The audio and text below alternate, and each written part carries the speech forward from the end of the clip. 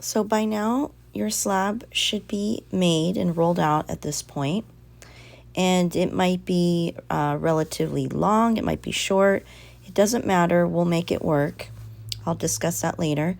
The wooden dowels will be provided to you in class, or you may have them at home to work with too.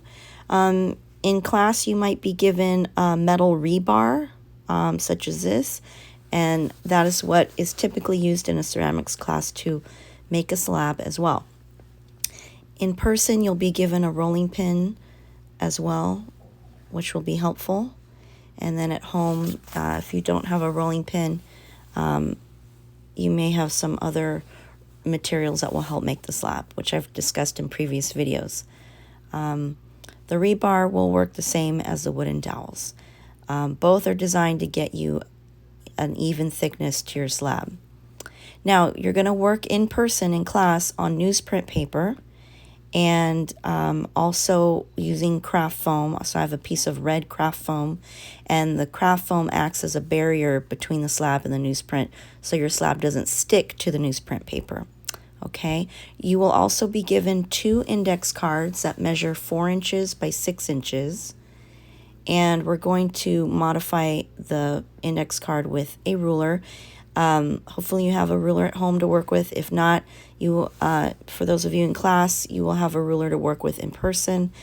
And once you have your ruler, you're going to want to look for the 4-inch mark on your ruler.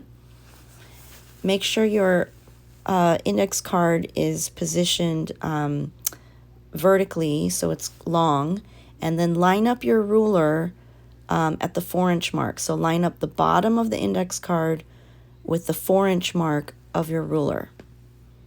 Okay, and that should give you a couple inches of blank space at the top of the index card. I want you to fold that down over the ruler and make sure it's all lined up on the left side where my thumb is here.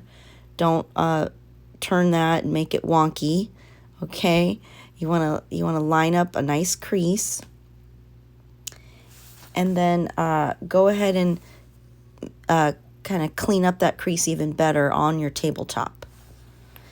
So now, after doing that, as a result, once you move that flat back, you'll see you have a 4-inch by 4-inch square template. That's essentially going to help us cut our walls later to make our slab box. Go ahead and do the same thing on your second blank index card, so that you have 2 index cards that will eventually measure 4 inches wide by 4 inches long square. So you want 2 square 4x4 index cards.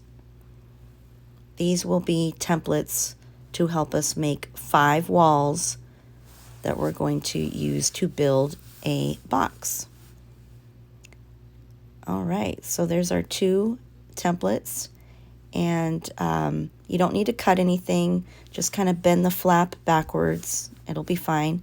And in the next video, we'll cut our walls.